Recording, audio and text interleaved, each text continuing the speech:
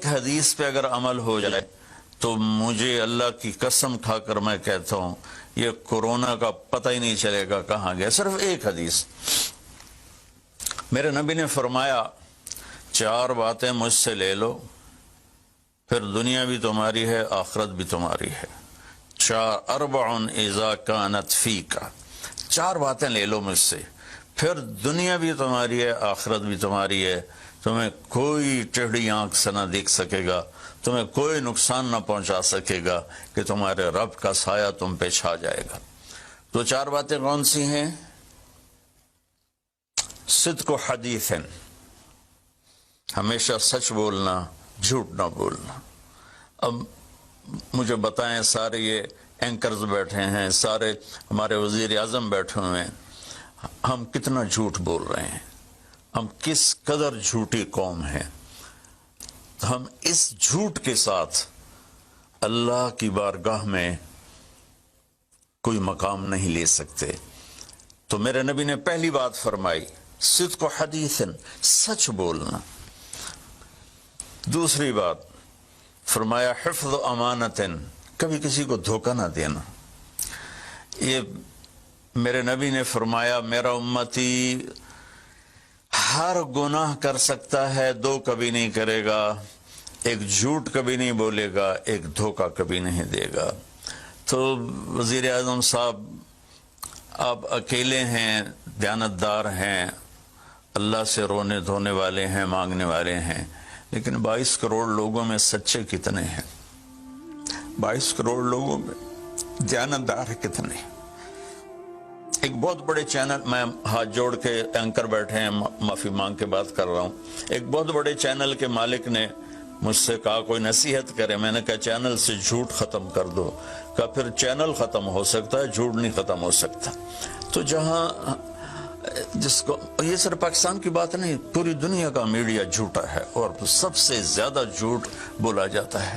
اور میرے رب کو, میرے نبی کو جھوٹ سے نفرت ہے. میرے نبی نے فرمایا پیاز کھا کے مسجد میں مت آؤ کہ فرشتوں کو تکلیف ہوتی ہے, بو ہوتی ہے. لیکن میرے نبی نے فرمایا جب کوئی مرد عورت جھوٹ بولتا ہے تو فرشتے اس کے منہ کی بدبو سے 3 میل دور بھاگ جاتے. تو جھوٹ اور خیانت کے ساتھ ہم کسی آفت کا مقابلہ نہیں کر سکتے. آپ نے فرمایا صدق و حدیث, حفظ و امانت, سچ بولنا چاہے جان چلی جائے, اور دھوکہ نہ دینا. مسلمان کسی کو دھوکہ نہیں دیتا ہے. تیسرا فرمایا حسن و خلیقت, اپنے اخلاق اچھے کرنا, اور اخلاق کا سب سے اونچا مقام حیا ہے. اب میں کیسے بات کروں؟ میرے دیش میں حیا کو کس نے تار تار کیا؟ میرے دیش کی بیٹیوں کو کون نچا رہا ہے؟ ان کے کپڑے لباس مختصر کون کروا رہا ہے؟ یہ کس کے گردن میں یہ گناہ ڈالوں؟ میں مجرم ہوں, میں نے اپنی قوم کو نہیں سمجھایا, میں اللہ سے معافی مانگتا ہوں. لیکن جب مسلمان کی بیٹی بے حیائی کی طرف چل پڑے اور نوجوان بے حیائی کی طرف چل پڑے تو اللہ کی رحمت. سب سے زیادہ عذاب قوم لوط پر آیا کہ وہ بے حیائی میں ساری باؤنڈریز کراس کر گئے تھے, تو اللہ تعالیٰ نے ان پر 5 عذاب بھیجے. 5, کسی قوم پہ 5 عذاب نہیں آئے, ایک ہی عذاب آتا تھا, ان پر 5 عذاب آئے.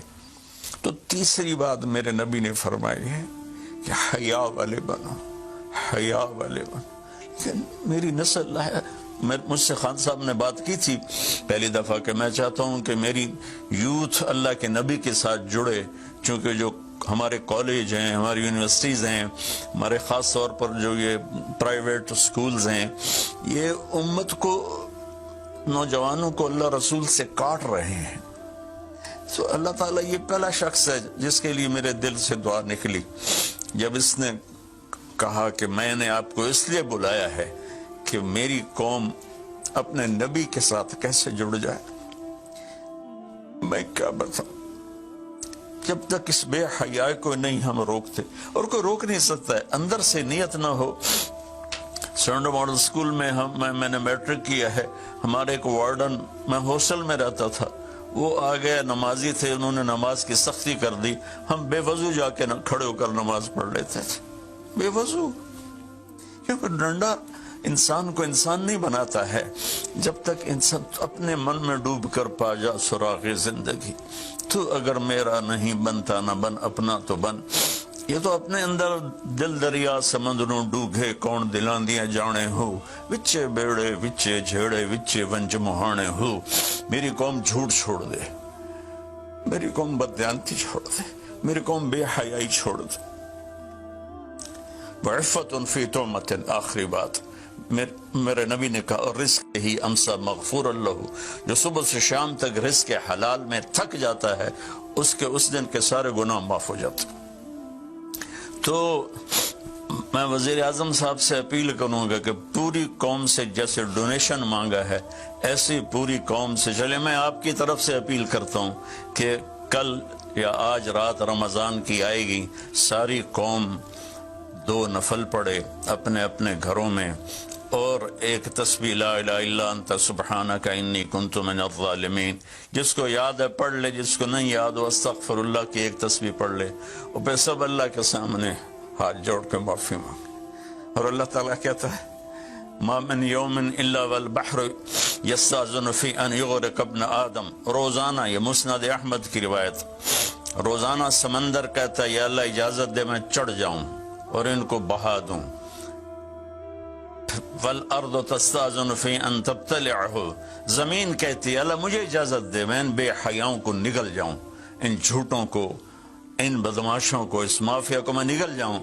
تو والملائکۃ تستاذن فی ان تعجلہ وتہلکہ، فرشتے اللہ سے کہتے ہیں یا اللہ تو ہمیں اجازت دے ہم ان کا صفایا کریں۔ میرا اللہ کہتا ہے دعو عبدی فانا عالم بعبدی منکم، جاؤ جاؤ اپنا کام کرو، یہ میرا بندہ ہے اور میں جانوں میرا بندہ جانے۔ ان کان عبدکم فشانکم بہی، تمہارا بندہ ہے تو مار دو، ان کان عبدی فمنی ولی عبد، اگر میرا ہے تو میں انتظار کروں گا، میں انتظار کروں گا۔ پچھلی قوموں میں ایک طوائف نے کتے کو پانی پلایا تو اللہ نے اس کی بخشش کر دی، معاف، ہم تو مائل بکرم ہیں، کوئی سائل ہی نہیں، کوئی مانگنے والا تو ہو۔ ان 4 چیزوں نے ہماری ہر چیز بکھیر دی، توڑ دی۔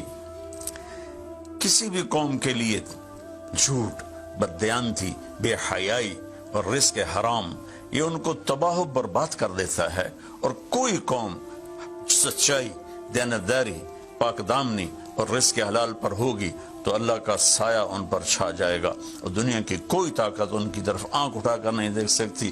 ہم تو اجڑے چمن کے مالی ہیں، عمران خان کو اجڑا چمن ملا ہے، کہاں تک آباد کر سکے گا، اللہ اس کی مدد کرے۔ چمن کے تخت پر جس دم شہ گل کا تجمل تھا، ہزاروں بلبلیں تھی باغ میں، ایک شور تھا، غل تھا، کھلی جب آنکھ نرگسی نہ تھا جز خار کچھ باقی، بتاتا باغ مارو رو، یہاں غنچہ یہاں گل تھا، یہاں غنچہ یہاں گل تھا۔ ابھی عمران صاحب نے یرموک کی اور قادسیہ کی بات کی، کتنے تھے؟ 30,000 تھے خالد ابن ولید کے کمانڈ میں، اور سامنے باہان جو تھا وہ 3 لاکھ کا لشکر لے کر آیا ہوا تھا، اور قادسیہ کے میدان میں بھی 30,000 صحابہ تھے، اور ادھر سے جو رستم تھا وہ 3 لاکھ کا لشکر لے کر آیا ہوا تھا، ان کے ساتھ اللہ تھا۔ ہم اللہ کو ساتھ لیں، سارے اسباب اختیار کریں۔ مالداروں سے کہتا ہوں، میں نے اپنا کلپ الگ ریکارڈ کرایا کہ اس سال ساری زکوٰۃ ان غریبوں میں تقسیم کریں۔ آپ تک تو ہر آدمی نہیں پہنچ سکے گا، اپنے اپنے علاقے میں جو مالدار لوگ ہیں وہ اپنی زکوٰۃ غریبوں میں ان میں تقسیم کریں، ان کے گھر جا کر دیں، کسی ایک کی دعا لگ گئی نا تو 7 نسلیں ہماری آباد ہو جائیں گی۔ تو بس میں معافی چاہتا ہوں، آپ نے مجھے کافی دیر بٹھایا تو میں نے بھی تھوڑا سا آپ کا ٹائم لے لیا، تو آپ درود شریف پڑھیں۔